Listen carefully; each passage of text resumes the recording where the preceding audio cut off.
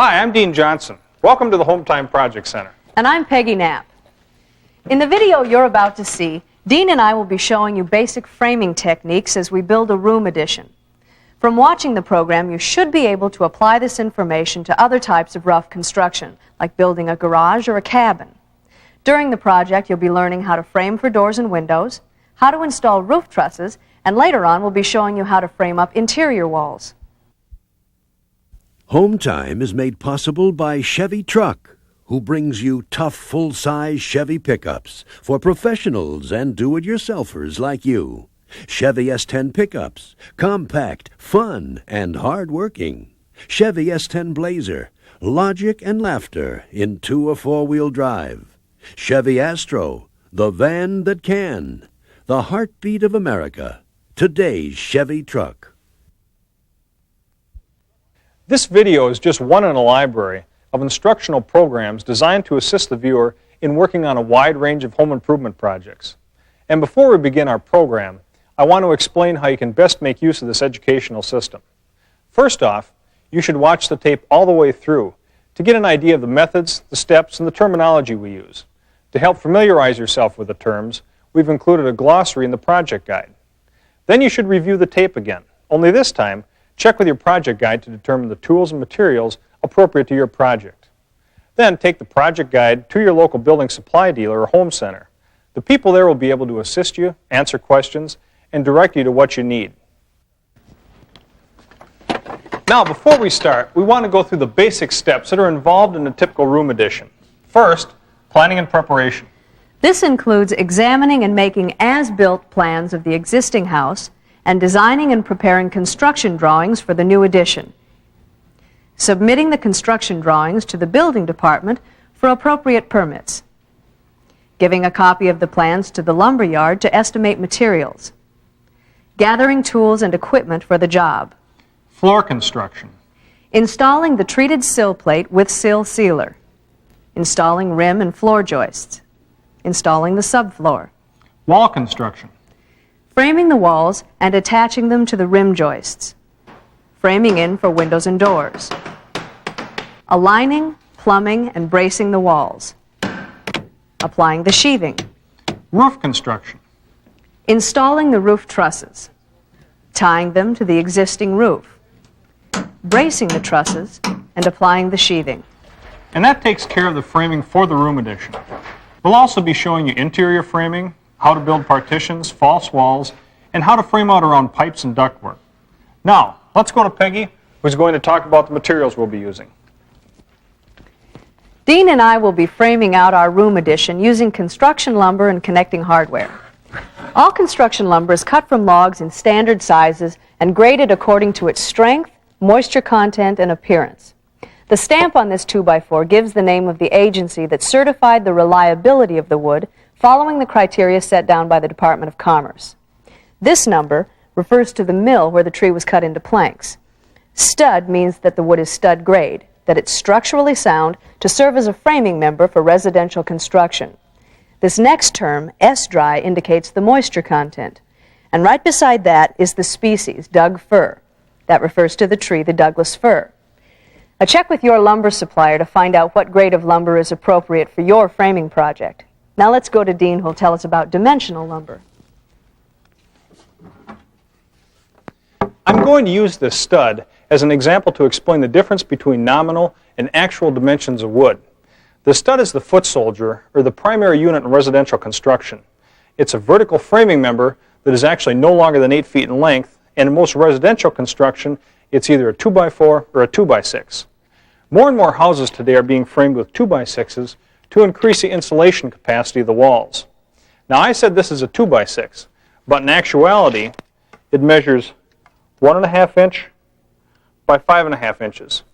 The reason it's called a 2x6 is because in its rough cut state, when the board is first cut from the log, it has a nominal dimension of 2 inches by 6 inches. Then when it's surfaced for smoothness and uniformity, it becomes 1.5 inches by 5.5 inches. So whether the board is called a 2x4, a 2x6, a 1x12, or whatever, you should remember that these are the nominal dimensions, when actually they measure somewhat less.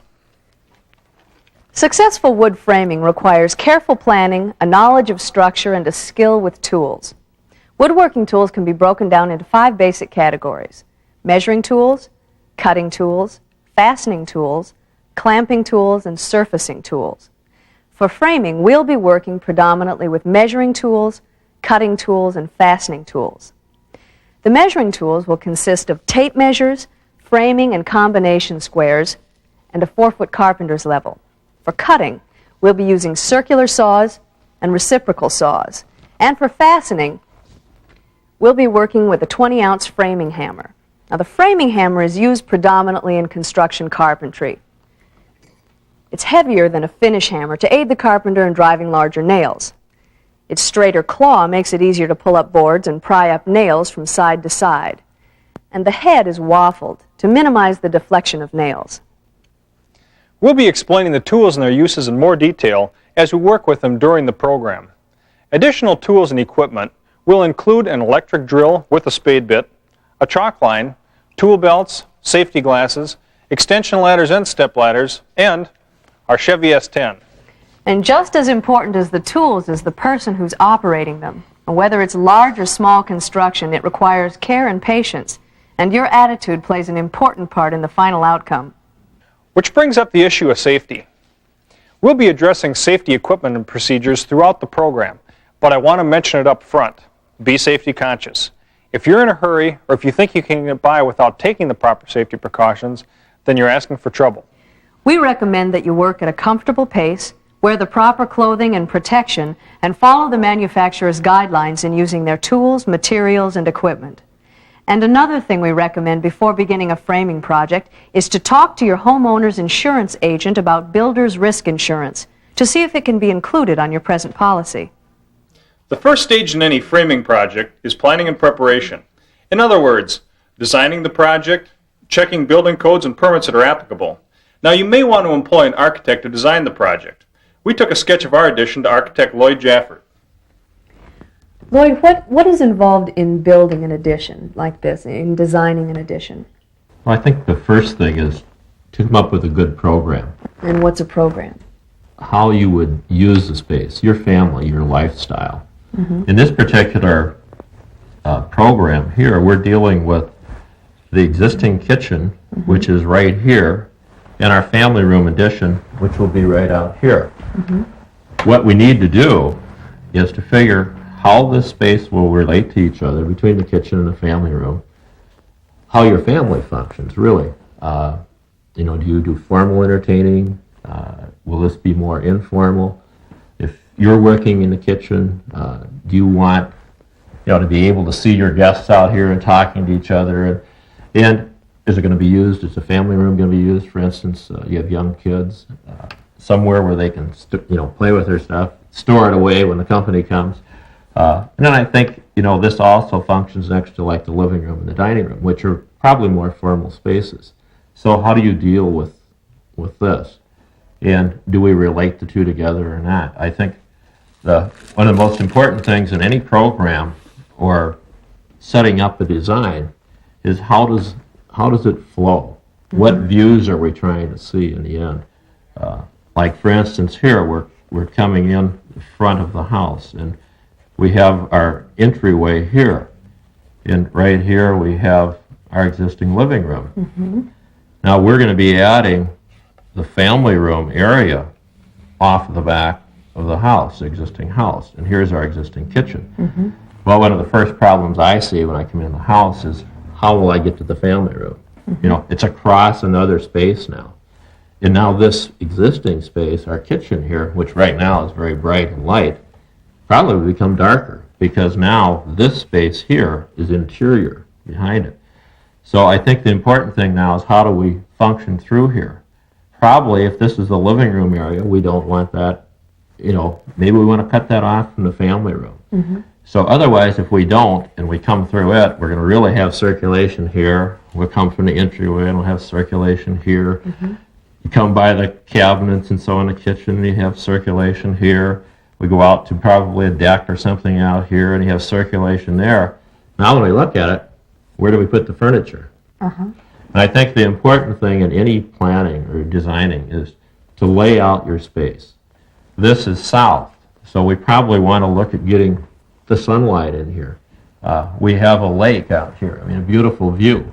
But if we're standing right here where we are now, and we add a room here, or we come in from here, we are not going to be able to probably see that lake the way we want. So maybe designing, we cut across here. Now if we're standing here looking out, all of a sudden we've opened another whole view of the space. And so I think anything that we can do to think about when we're standing in there, what time of the year it is. You know, the wintertime the sun is down lower, summertime it's higher. When we probably don't want the sun, it's going to get too hot. We're dealing with the kitchen, you know, so we probably want it cooler, yet we want it cheerful and bright because you're going to spend a lot of hours there. So I think we take any space, whether it's the family room, the kitchen, whatever, could be your master bedroom, but we see how do you live in there? How do you entertain? You know, is it more of your family or is it more formal? If it's your family, it's probably going to be, you know, a lot lighter. You probably don't care as much how things are set up and how formal they are. So what we have to do is look at all of those elements and from that develop a plan that makes sense with your existing house. And when we add it, I think one of the key things always is to make it not look like an addition. Make it look like it was there originally. I mean, you see these additions with the big tacked on thing that looks strange. So I think what we want to do is create a space that looks like it probably could have been built there originally, yet get the flow, get the lifestyle of your family in it, and go from there and develop it. All right, Lloyd, thanks. Well, now let's go back to our studio and get to work. Before we go to the site of our room addition, Dean and I want to give you a good idea of what framing involves. So here in the studio, we've built a foundation to illustrate typical floor and wall construction. Now, this particular foundation consists of a perimeter of concrete blocks. These hollow blocks are then filled with concrete, and half-inch anchor bolts are embedded every 4 feet on center to secure the wooden sill plate on which the walls will be built.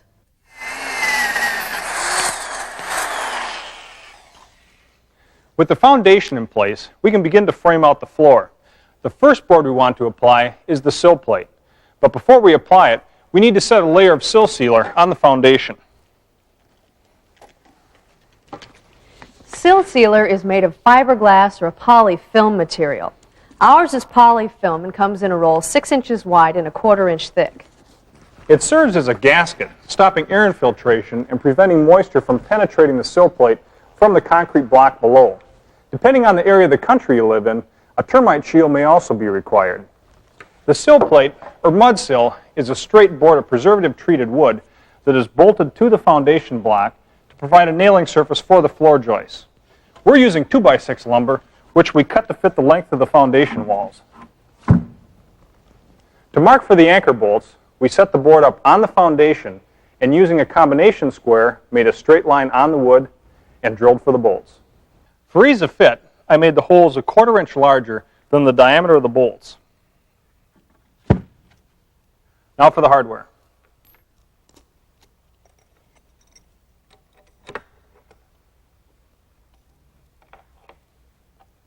With the sill plate installed, we can begin to frame out our floor.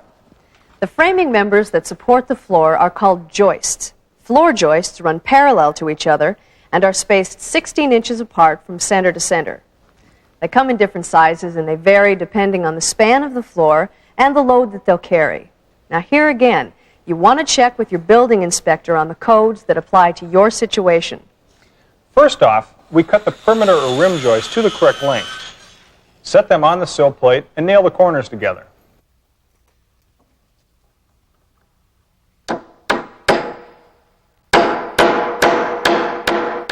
Then we want to check for square, measuring diagonally from corner to corner.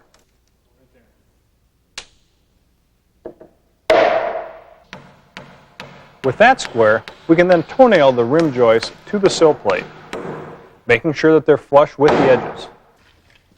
Now we can mark off our 16-inch increments on the rim joists, making the first measurement 15 1/4 inches from the corner to compensate for the first joist. Then every 16 inches from there. Then comes the interior joist. Before attaching the joist, you want to determine the high point or the crown. And you do that by sighting down the edges of the joist and looking to see which way it bows. And then you want to put that edge of the joist up, because over time, the weight of the floor will straighten that bow out. If the joist has any large knots in it, be sure to place those upward for greater strength. All right, liner.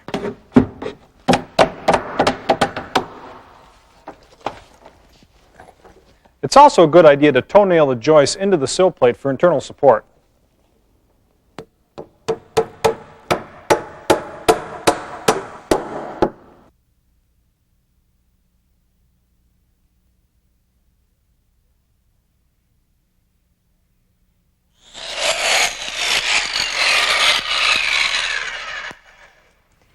There are codes in certain areas that require bridging and solid blocking between the joists for extra stability.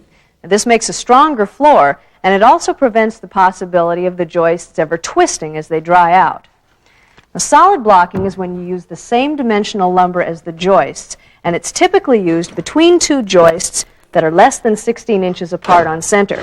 For instance, between the rim joist and the first joist, and it also provides extra structural rigidity. Solid blocking is also installed where support is needed for a non-bearing wall that's located above the joists. And to give support to a bearing wall, you'll need to double up the joists, like this. Another method is cross-bridging with 1x3 material or manufactured metal braces. Be sure to check your local codes for the bridging required in your area. Now for the subfloor. Here we're using 1/2-inch CDX plywood. The CD refers to the grade of plywood, and the X means that the layers, or ply, are glued together with exterior glue. Now I've laid a bead of construction adhesive along the middle of the joists. And this not only adds to the staying power, but it also minimizes squeaks.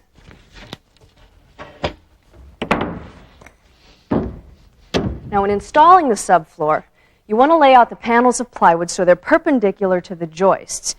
But you want to leave a gap for expansion. And here, a 10-penny nail works great as a spacer.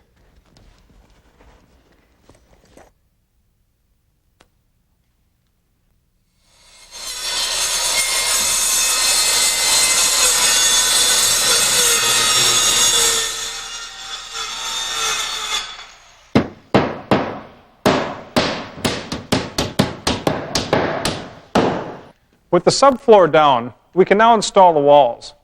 Residential walls are constructed with vertical studs placed 16 inches apart from the center of one stud to the center of the next. The most common method used for framing is to lay out and assemble one full length of wall at a time on the floor or level ground, and then tilt the entire thing into place.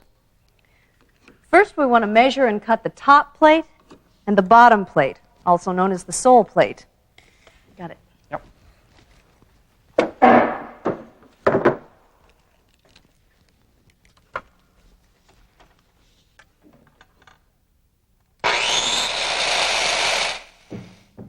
Then, setting them together on edge, we measure and mark for the studs in the same way we did for the joists. First, we'll measure out 15 1/4 inches.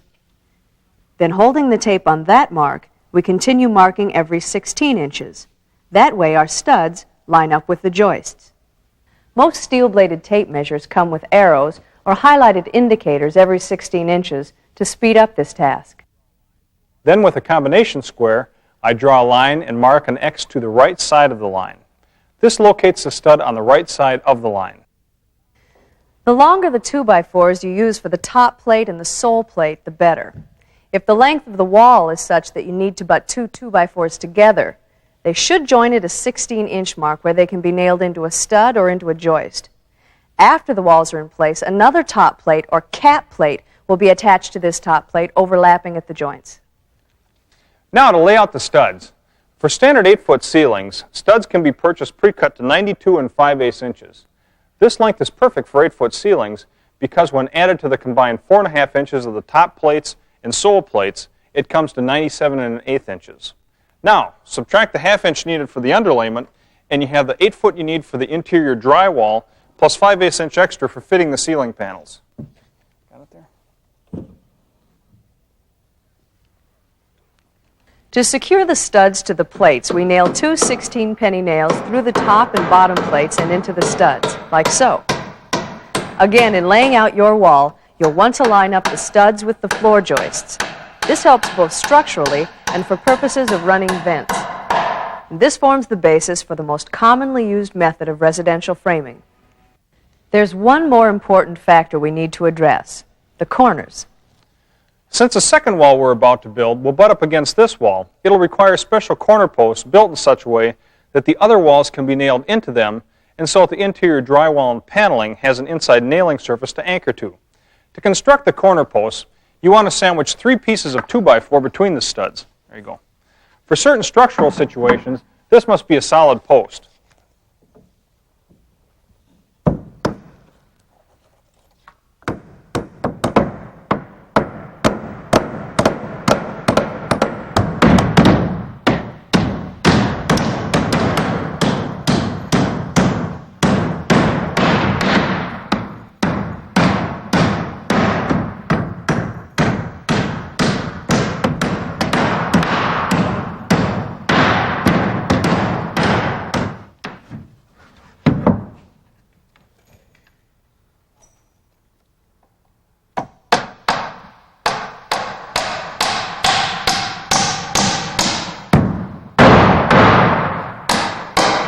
Finally, before we raise this wall, we want to tack a couple of pieces of wood to the rim joists. These are called keepers, and they'll keep the wall from slipping as we tilt it up. We'll nail the sole plate to the rim joist, making sure the outside edge is flush. We then plumb and temporarily brace the wall.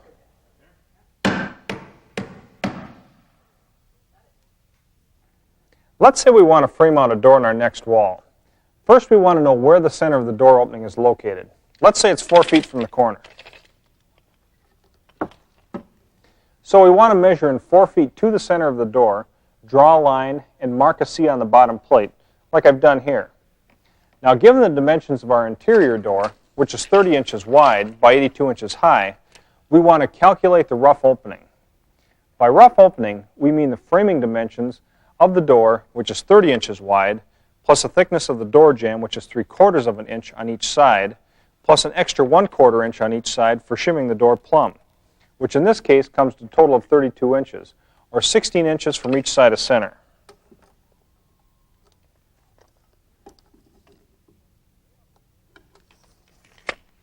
We lay out the remaining studs in the wall, again starting from one end and measuring out 16 inches from center on each stud.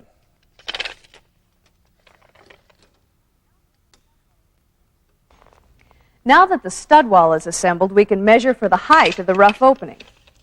Measure from the bottom of the sole plate up 82 inches on both sides of the doorway.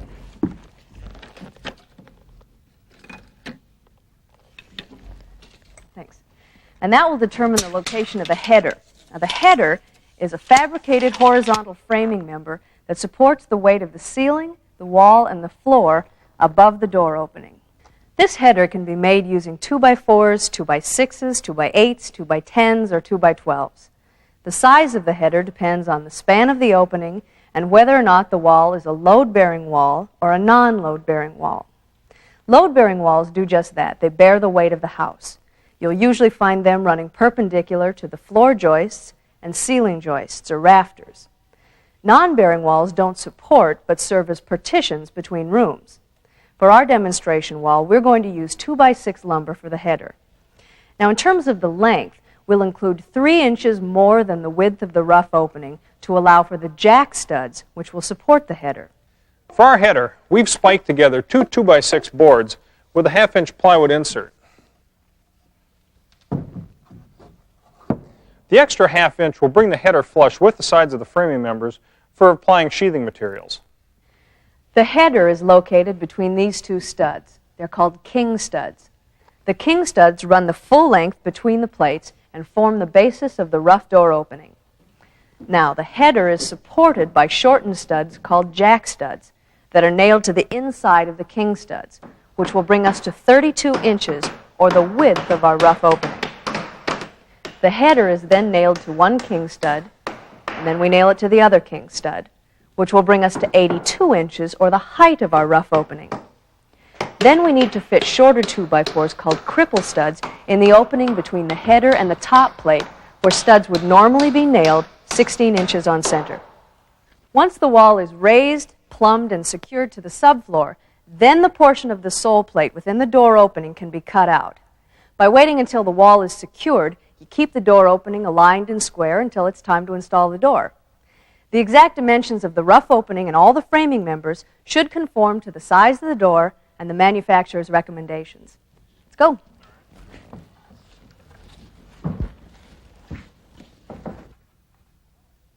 Okay, it's plumb. All right, with the walls plumb, we can now nail them together. As we mentioned before, by building out this corner, we now have a nailing surface for our drywall.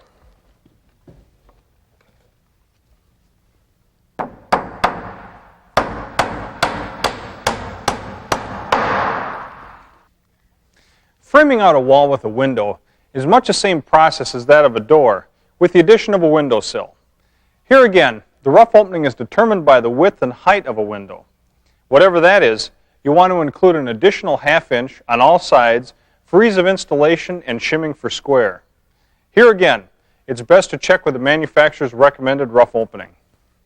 After marking our top and bottom plates, we follow our plan and indicate where the center of the window will be. Next, we lay out the pre-cut studs, again starting from one end, measuring out 16 inches on center for each stud. Then we add the jack studs for our sill, the sill itself, our header jack studs, and the header. The header is the same that we used for the door, a single piece of ½ inch plywood cut to fit and sandwiched between two 2x6s. For the sill, we're using a straight 2x4.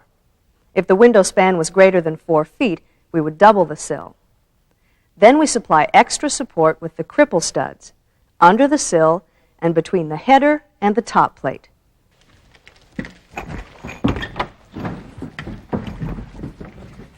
Now you have the fundamentals of residential wall construction.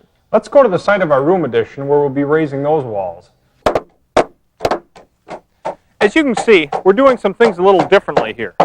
We're erecting the walls with the exterior sheathing already installed. And since the first floor of our addition is a poured concrete slab, a floor joist system won't be necessary.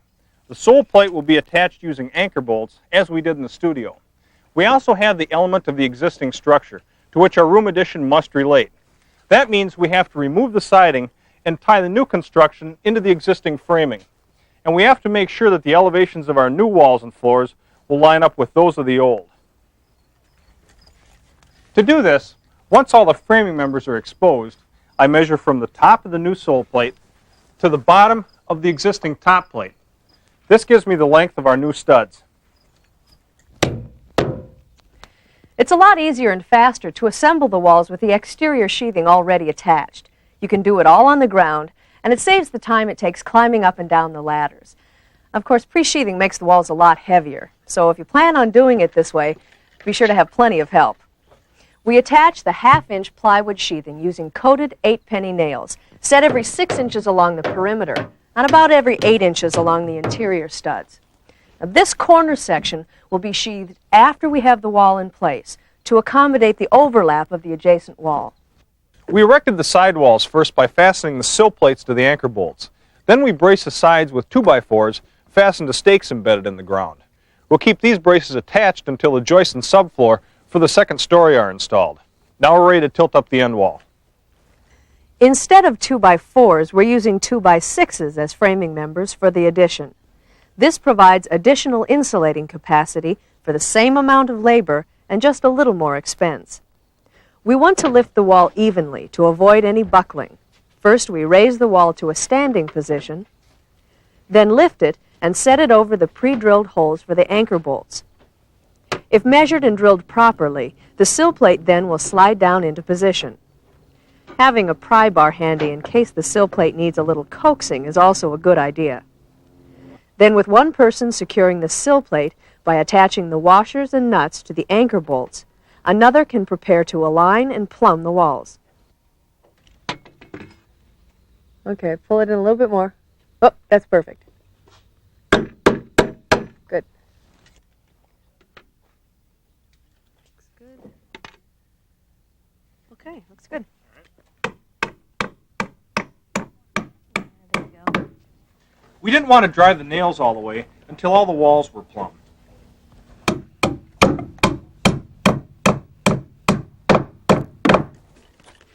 The last thing in framing out a stud wall are the cap plates. Here on the end wall, the cap plate overlaps the side wall, thereby strengthening the corner connection.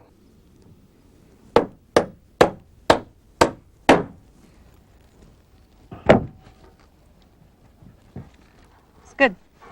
The next step in our construction is the installation of the rim joists, the joist hangers, and the floor joists for the second story. Now, just as we did in our studio, the rim joists are constructed of 2x10s set on edge around the perimeter of the structure and set flush with the cap plate to allow for installation of the plywood sheathing. Okay, let's go ahead and nail it.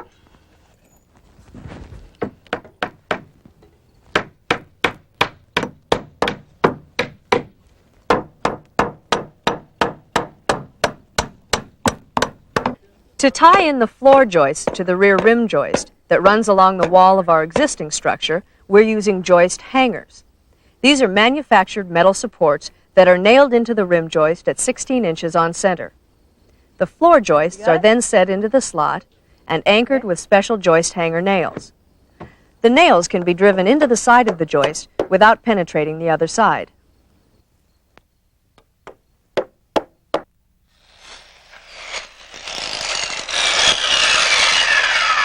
When it comes to framing, a circular saw is one of those can't-do-without tools. It's a very powerful, all-purpose cutting tool that, with the right blade, can be used to make a variety of saw cuts. Now, so far on our project, we've been working with a cross-cut blade for trimming boards to length. But no matter what the saw cut, when using the circular saw, certain safety precautions need to be followed. So be sure to read the manufacturer's safety guidelines.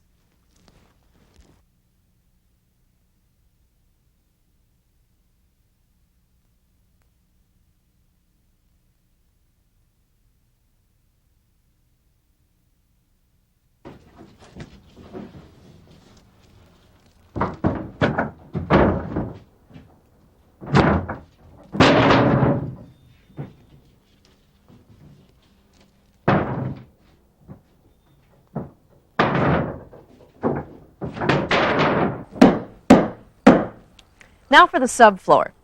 We want to lay out the sheets of plywood lengthwise, perpendicular to the joists for strength.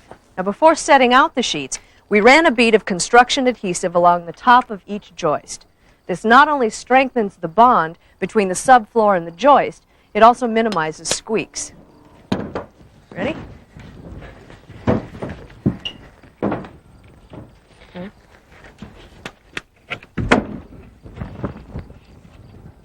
We then begin nailing the subfloor down. First, we want to measure for the location of our joists along the outside edge every 16 inches. Then we mark along the inside edge. We then nail the outside using 8-penny nails at about 6 inches on center. And before nailing the inside, we align our joists with our marks. By following this procedure with each sheet, we can correct any bowing of the joists as we go along. To begin the second row, we want to make sure to stagger the seams from one row to the next, so we're positioning the sheet here. After the full sheets are in place, we can come back, trim, and position the smaller pieces where needed.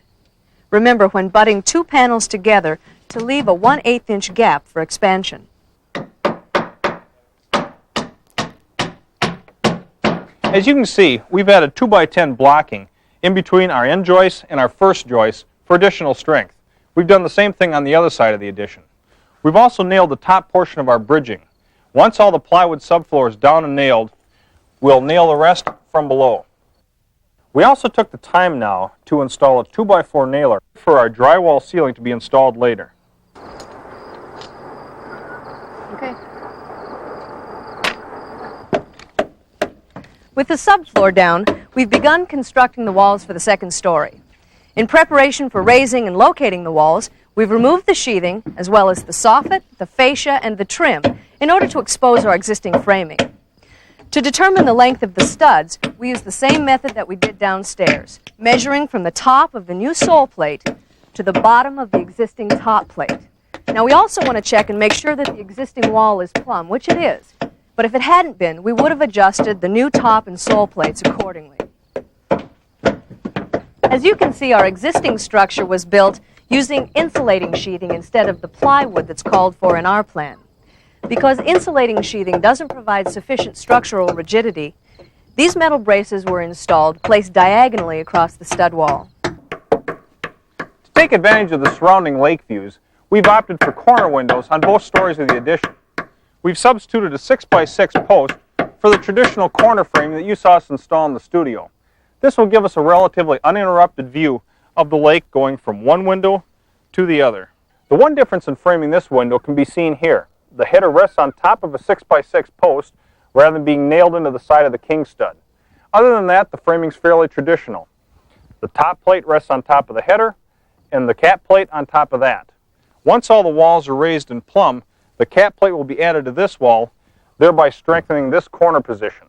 Now it's time to sheathe and raise this wall using our keepers.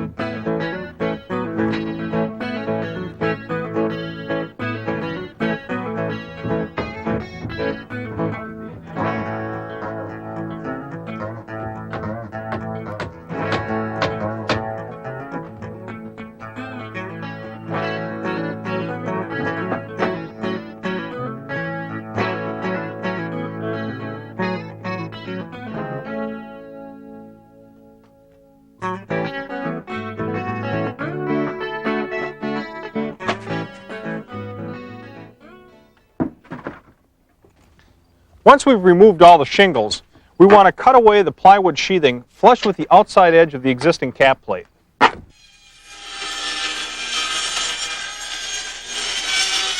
With all the plywood sheathing removed, we want to cut off these rafter tails using a reciprocating saw, making sure that we cut them flush with the outside edge of the existing cap plate.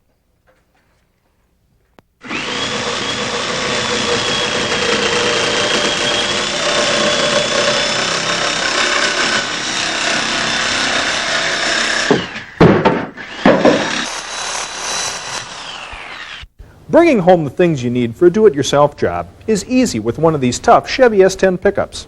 S10 is one of the most popular compact pickups in America. And one of the hardest working. The standard payload is 1,000 pounds, including cargo, driver, and passengers. Depending on the model, an available payload goes up to 2,000 pounds. To handle big loads, an S10 cargo box is built tough, like the one in this S10 Maxi Cab. The box sides and tailgate have double wall construction, and because it's all welded, the inside of the box is smooth. You won't find any exposed mounting bolts here to trap water and cause rust. Inside, with a standard front seat, Maxi Cab has room for up to 3 people. But since this is a stretched cab, there's additional room here in back. So with optional rear jump seats and required front buckets, Maxi Cab can seat up to 4, and the rear seats fold up for extra cargo space that's also lockable. This is also a 4-wheel drive model, so InstaTrack is standard. InstaTrack lets you shift from freewheeling 2-wheel drive to 4-wheel drive high and back without stopping at any speed. You shift on the fly through mud, snow, or whatever. And you do it with fuel-injected engines. S10s are even available with the big 4.3-liter V6, the popular Vortec V6 that delivers 160 horsepower, power that lets an S10 pickup do big jobs like towing. Properly equipped with a Vortec V6 and other required equipment, it can tow up to 3 tons. That includes passengers, trailer, and cargo. With a big load, you'll like having S10's rear-wheel anti-lock brake system, or ABS for short. It's standard and designed to help you make smooth, stable stops. On 4-wheel drive models, ABS operates only when the truck's in 2-wheel drive. Whether you're a do-it-yourselfer or professional, you'll find a lot of truck for your money in any Chevy S10 pickup. From today's Chevy truck, the heartbeat of America. In the planning stages for your addition, you'll discover that there are many different types of roof styles and slopes. For our room addition, we decided to follow the architectural design of the existing structure and build a gable roof with the same pitch. To do this, we'll use prefabricated roof trusses designed to give us an 8/12 pitch and a 3/12 interior vault. In other words, our finished roof will rise 8 inches for every 12 inches it runs, and the interior ceiling will rise 3 inches for every 12 it runs, giving us the cathedral effect that we're after. Trusses have all the elements of a conventional rafter framework, except they're easier and quicker to put up. And because of the speed in which they can be erected, they're used in most new housing. And speed is important when you need to get that new structure enclosed. The first step is getting them up on the roof. Again, you'll need some friends to help, so if you've got any favors out, it's time to call them in. Now we're going to get all the trusses on the roof first, bringing them up in the reverse order of the sequence in which they'll be installed. So the first to go up will be the gable end truss. This will butt up against the last scissor truss and support the additional framing members we'll require to secure our new roof to the old. We've driven a stake into the ground at the base of each ladder and tied off the bottom rungs to the stakes. This will prevent the ladders from kicking out as we walk the trusses to the top. The truss tails are then rested on the cap plate as the truss is slid over to the existing roof.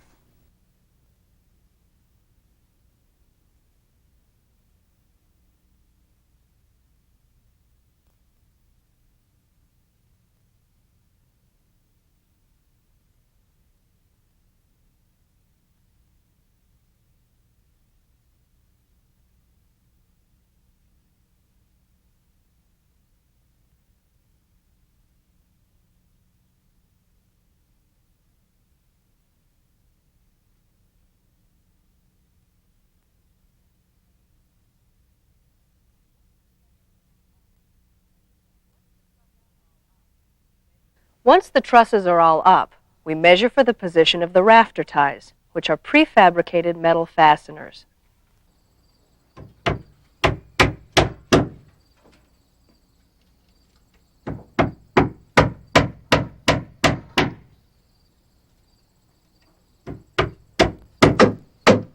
The first truss to be installed is the drop end truss, toe-nailed and braced.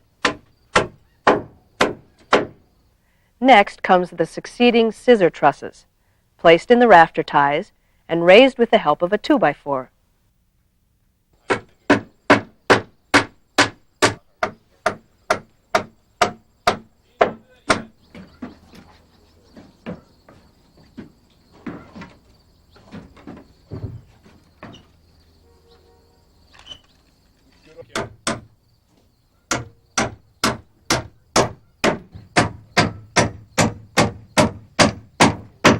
The last truss is called a gable end truss, which is secured into the existing rim joist.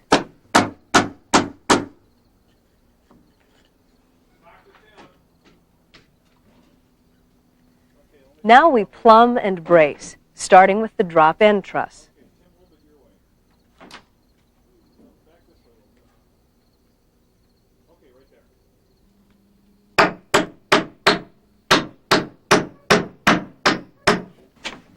Then we plumb the succeeding trusses off it by marking an 18-foot 2x4 every 24 inches on center, aligning each scissors truss to the marks, and then securing with a 16-penny nail. Okay,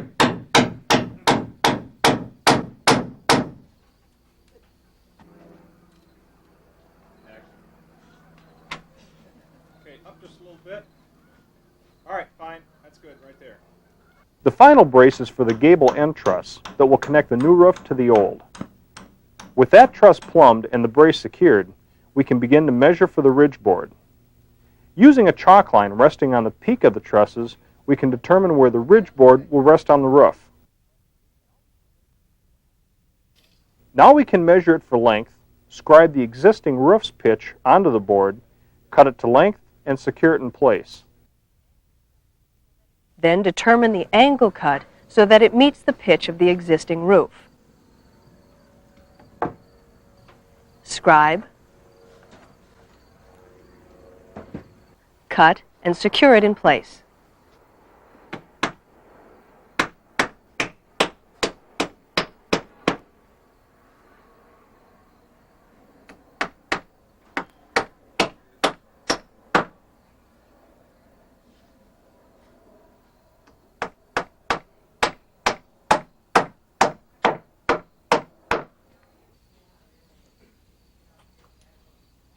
we added a 2x4 nailer on the back side of the truss before securing the ridge board into position.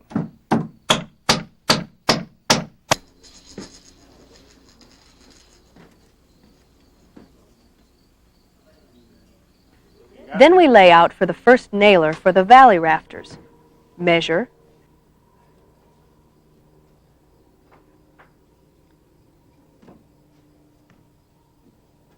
scribe for the compound miter cut,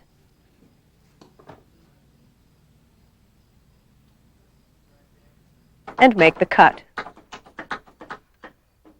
A compound miter cut is so called because you're cutting for two angles simultaneously. Here Peggy adjusts the blade to the scribe marks on the 2-inch side of the board, then cuts along the second mark on the 6-inch side. If measured and cut accurately, the compound miter will then match both angles, fitting snugly into position.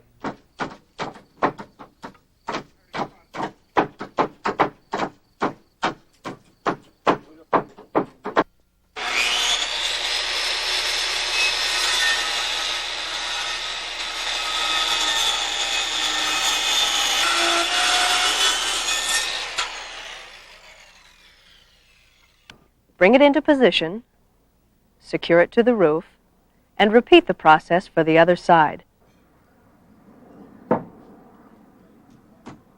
When securing the nailer to the roof, you want to make sure that the nails land into the existing roof's framing members. Our existing trusses are 24 inches on center. Then we can repeat the process for the other side. Now we can scribe, cut, and fit the rafters, starting with the far end and working towards the new addition. Used in combination with measuring, scribing in place is a quick way to mark for difficult compound miter cuts, as an example where rafters meet the valley nailer. Using the length measurement for the top edge of the rafter as our guide, we can cut the appropriate angle for where the rafter will meet the ridge board, and scribe the bottom for the first miter cut. With that cut made, we can reposition the rafter and scribe for the second miter cut required.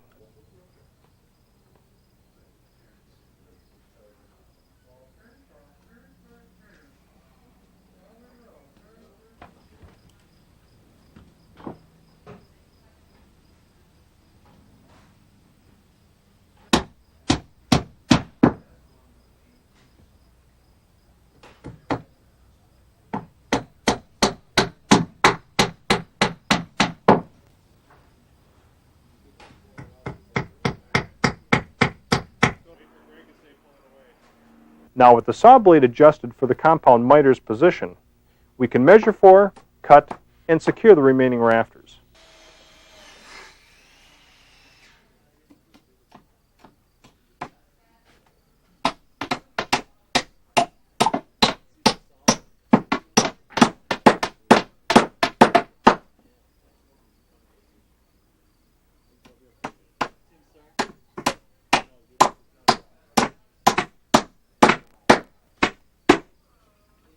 Here I'll add a temporary brace across the top of the trusses in preparation for the sheathing. The next step is to install the lookouts, which are 2x4 framing members that are nailed into the first scissors truss and toe-nailed into the drop-end truss.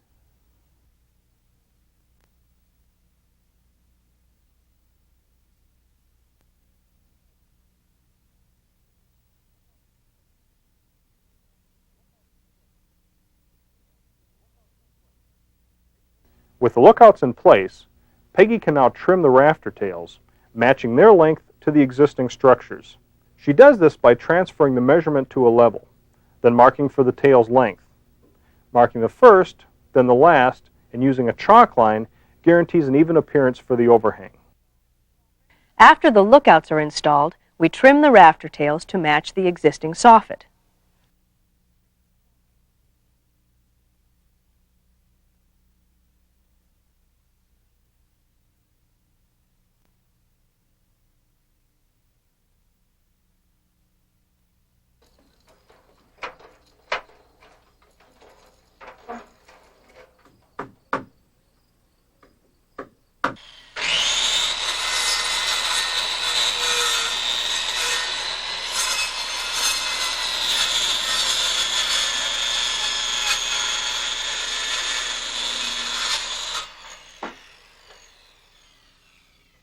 we added a final framing member on the end of the lookouts to complete their installation.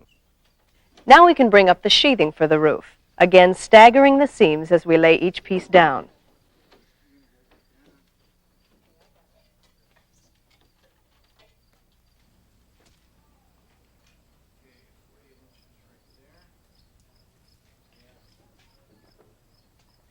Where the new sheathing meets the old, we measure for the top and bottom of each panel.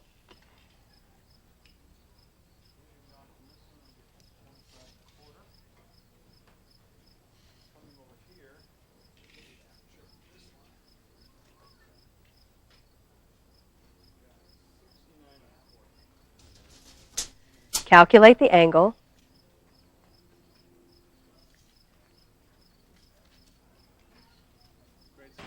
Make the cut.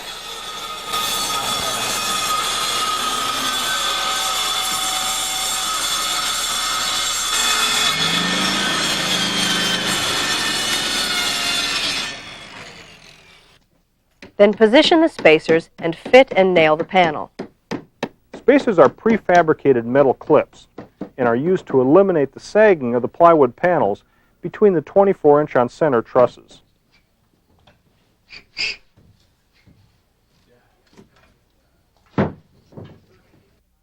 The final step of the roughing-in process is to trim the sheathing and apply the roof felt as a protective covering.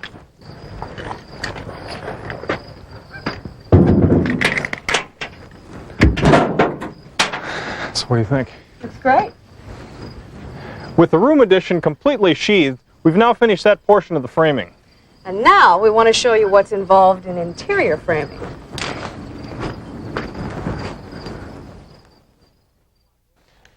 Now here in the basement, we want to go over what's involved in framing out for interior walls. The construction of the interior walls is much the same as the exterior walls.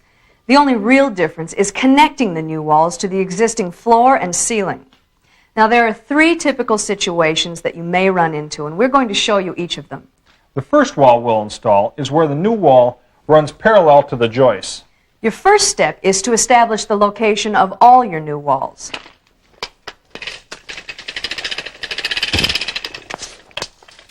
You may find that in many older homes the walls won't be square or plumb, so it's essential that you make accurate measurements. We laid a straight 2x4 down on the floor to check for any irregularities, places where the sole plate might require shims.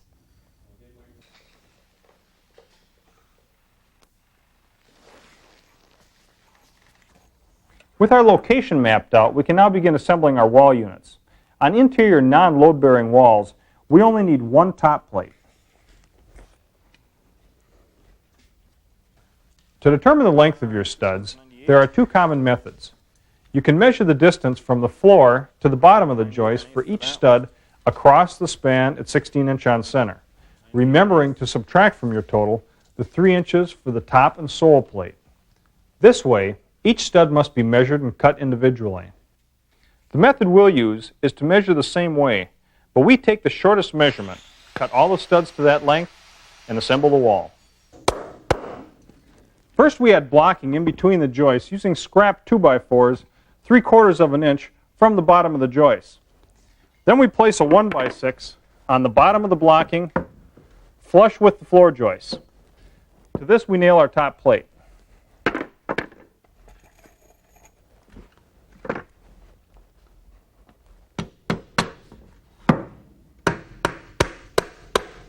Then we raise the wall, locating it on the chalk line, checking the wall for plumb. As you can see, the 1x6 gives us the nailing surface we need for our drywall ceiling. The next step is to shim the wall by placing shims in between the top plate and our 1x6 nailer. Now we're using pre-cut shims you can get at your local lumber yard.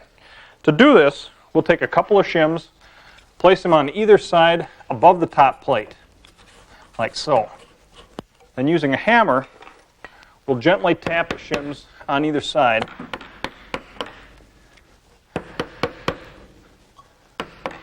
until the wall's firmly in position. Then we plumb one last time, nail through the top plate, up through the shims, making sure that we land the nail into one of our 2x4 spacers.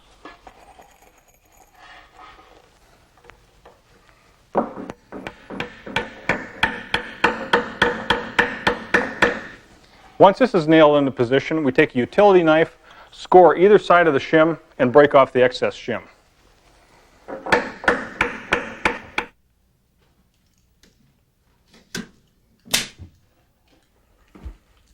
Now the question arises, what if you're installing a new wall in an area where the joists aren't exposed? Let's go to Peggy, who will show you how to locate those joists before installing the wall without removing any ceiling coverings. The easiest way to locate a joist is by using your ears. By tapping on the ceiling, you'll hear where the sound changes.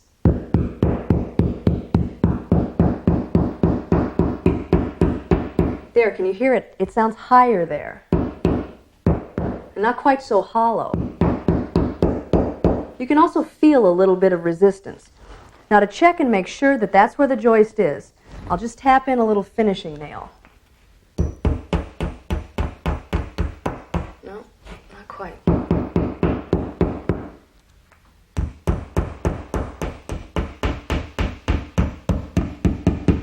There it is. And don't worry about the little holes in the ceiling. A little bit of plaster will fix those right up. All right, I know there's a joist right here. Now I have to determine whether it runs this way or this way. And again, tapping will tell you that.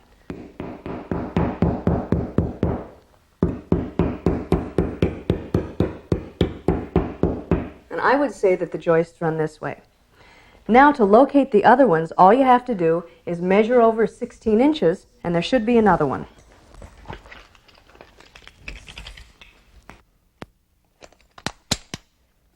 For securing the treated sole plate to the concrete floor, we've rented a powder-actuated nail gun. It's called powder-actuated because it uses gunpowder. The nail is driven into the concrete by a 27 caliber shell. You want the nails to penetrate the concrete at least an inch. So for our purposes, we're going to use a 2 5/8 inch nail.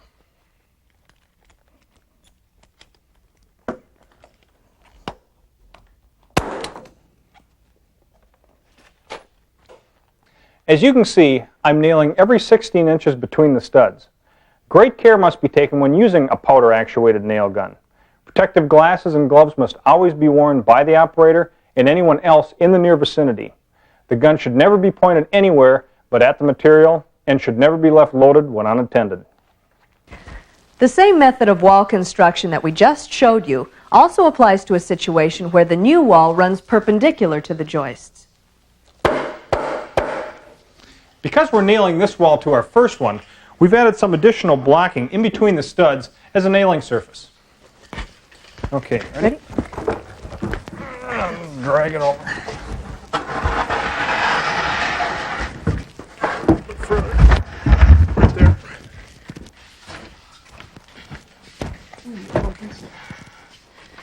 If you find yourself in a situation like this where you just don't have enough headroom to build the whole wall and then tilt it up into position, you may need to nail the sole and the top plates into their proper location first and then toenail all the studs in. Or you can assemble the wall, leaving the sole plate unattached. Position and fasten the sole plate in its proper location, then raise your framed wall, aligning and toenailing your studs to the sole plate. Because we have enough room here, we can just utilize the space between the joists, and we'll raise the wall up and locate it in its position. Ready?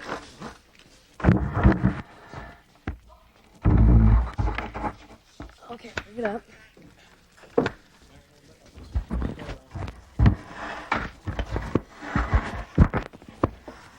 Okay. Over. Keep coming. Good. Okay.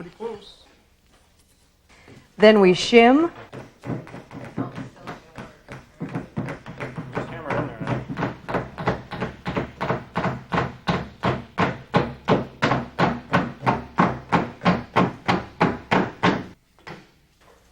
Plumb.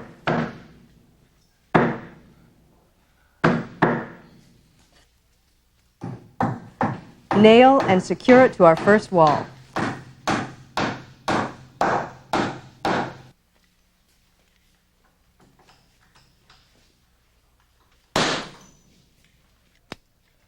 We've built a furred-out wall on our concrete block foundation using a treated 2x4 turned on edge as our sole plate, 2x2s as studs, and a 2x4 is our top plate. Again, extreme care must be used in operating the nailer.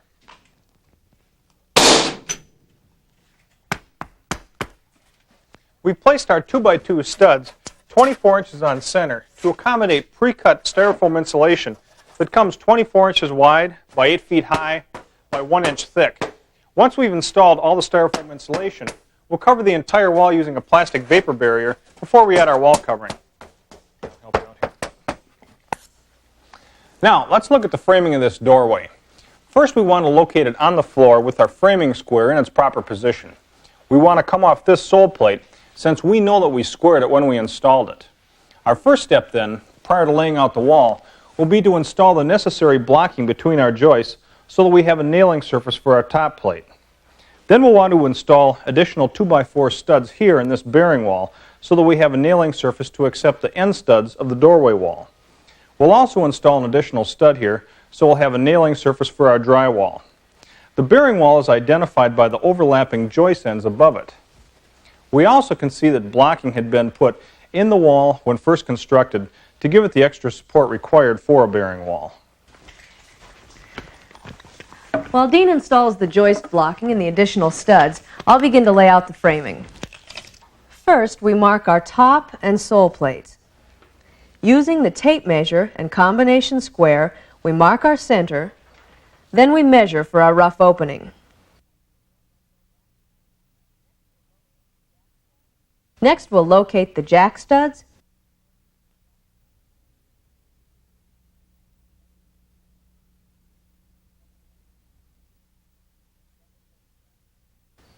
then the king studs, then the end studs. We'll cut and position our end and king studs, then measure up for the location of the header.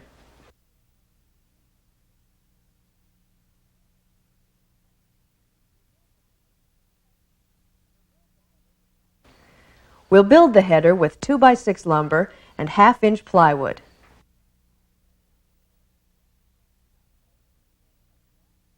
Then measure, cut, and fit our jack studs for below the header and cripple studs for between the header and top plate.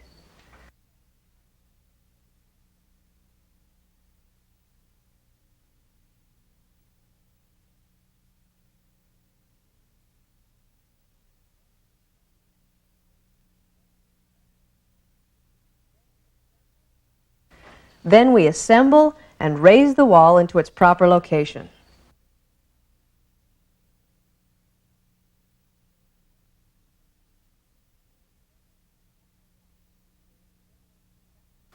Shim, check for plumb, then secure our top plate.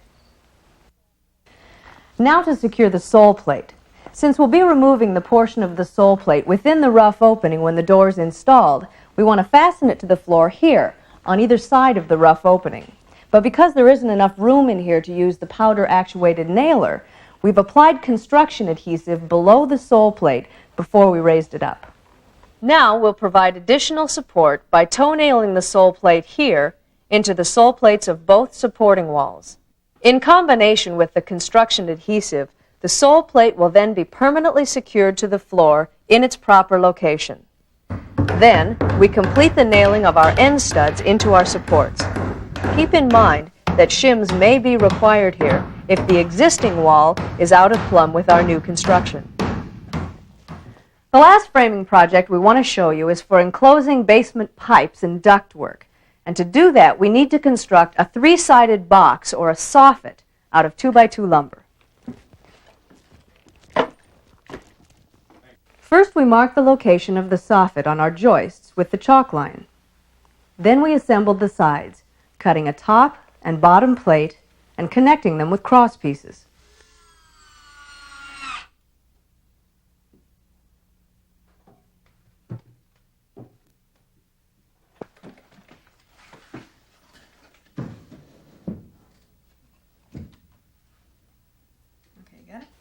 Then we anchored them to the ceiling joists. Now we want to install the bottom section to the sides. The 2x2 framing members might split if we fastened them together with hammer and nails. So instead, we're using drywall screws and a cordless drill with Phillips head bit. Notice that the cross members have been located 16 inches on center to accommodate the installation of the drywall.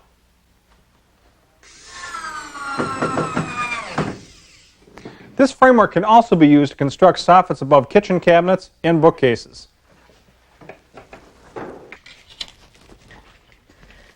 We covered a lot of framing applications, and these were just the basics. With the knowledge and experience that comes from framing out walls, you can move on to more sophisticated framing, like building stairways and dormers. We hope this video helps make your framing projects more manageable. There are variables with every remodeling project, particular problems that are special to your house that we were unable to cover in our video presentation. For additional information on the subject of framing, check the bibliography in the companion guidebook. And if you're planning to do more home projects, be sure and check out our other titles. I'm Peggy Knapp. And I'm Dean Johnson. So long. Hometime is made possible by Chevy Truck, who brings you tough, full-size Chevy pickups for professionals and do-it-yourselfers like you. Chevy S10 pickups, compact, fun, and hard-working. Chevy S10 Blazer, logic and laughter in 2- or 4-wheel drive.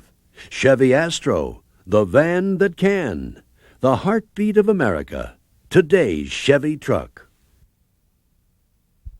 Before you start a major home project on your own, getting a tough new Chevy truck to help out is a smart thing to do. The best way to check out the model that interests you is to take a test drive at your local Chevy dealer.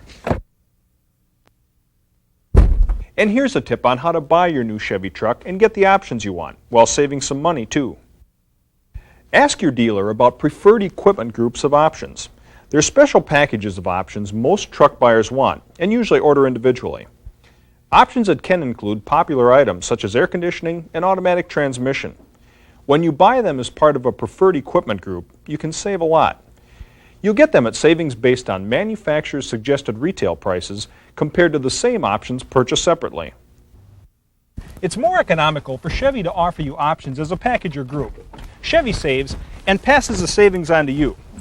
You'll enjoy the options while you own your Chevy truck, and they can add to its resale or trade-in value.